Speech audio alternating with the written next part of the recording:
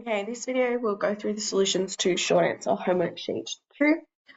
Question 1 looks at this scatter plot below. It's got the atmospheric pressure at 3 p.m. and at 9 p.m. for 23 days in November. First things first, hopefully you do this every time by now, EV, RV. So 9 a.m. is my explanatory variable, and it does give us then the rule for the line that's been fitted there, and we can see we've got pressure 3 p.m. on the left because that's our RV, and 9 a.m. is on the right.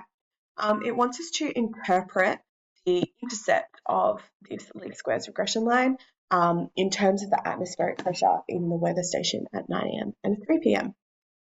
So if I was writing a full regression analysis, I would start this with the intercept predicts that, but the questions ask me for the intercept, so I can actually just start it on average. Remember, every time you are interpreting a slope or an intercept, you have to say on average.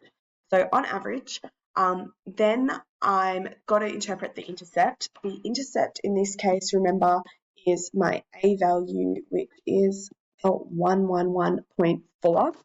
And when I'm interpreting this, that happens when the EV value is 0 or the pressure at 9 a.m. is 0.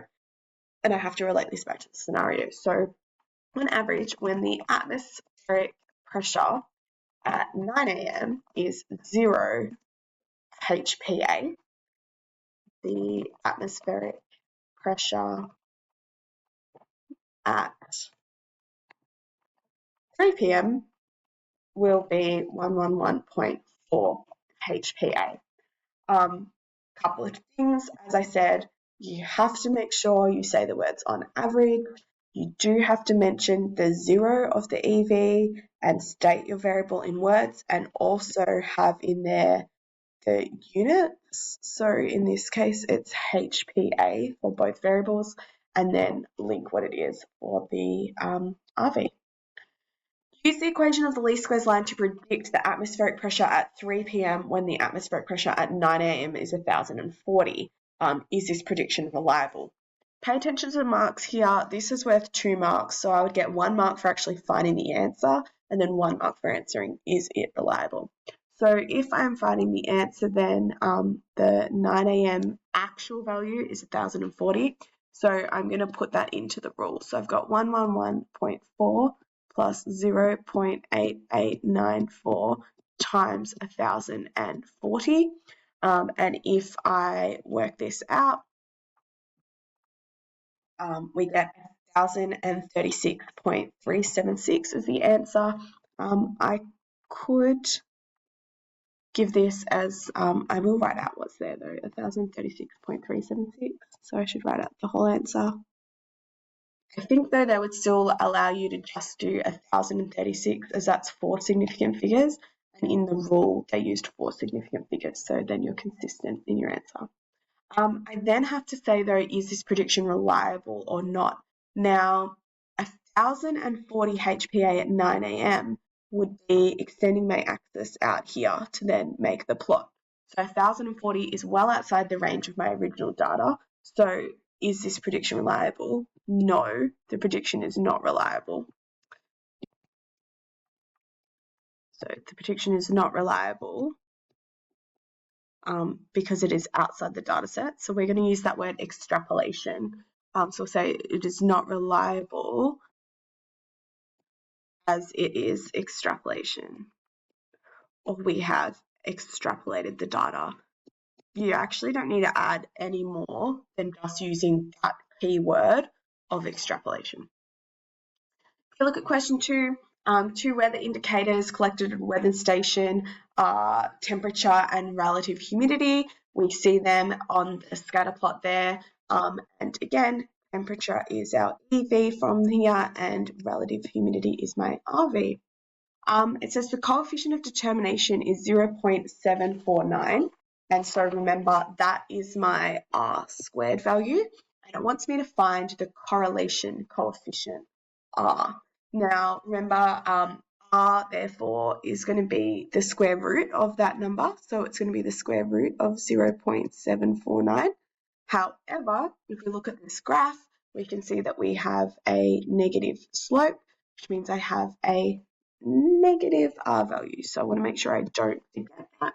And I can even include that in my calculator. I can put negative before the square root, then do 0.749, and I get negative 0.865. It did say give your answer to 2 decimal places, so I have to say that this is negative 0.87.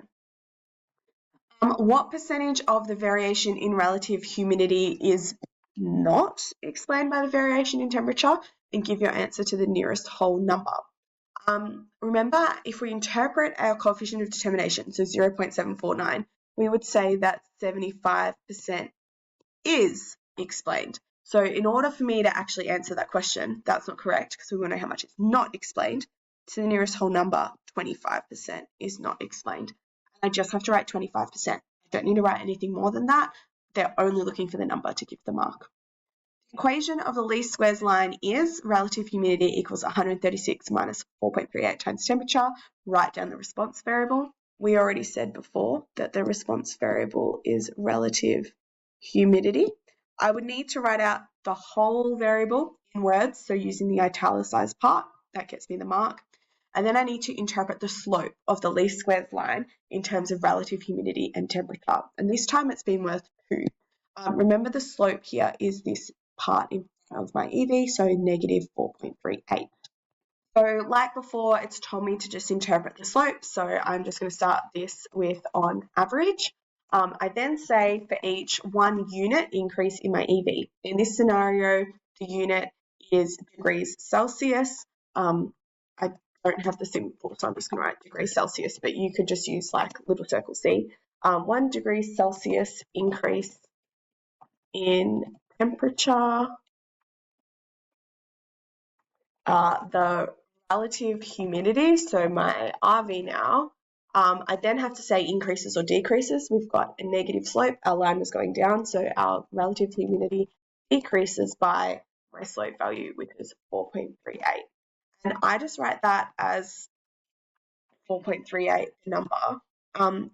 Don't put the negative there because I've used the word decrease, so I'm decreasing by that value.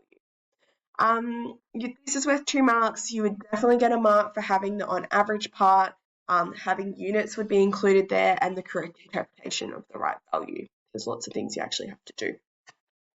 This next question says now that when the temperature is at 11.2 degrees Celsius, the relative humidity is 68%, and it wants us to find a residual value for this point. Now, this is actual data. So this is an actual EV data and an actual RV data.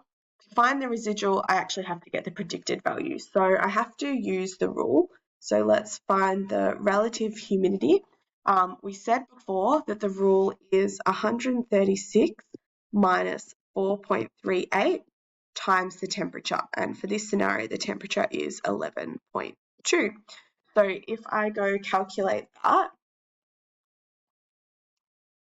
I get a predicted value of 86.944%.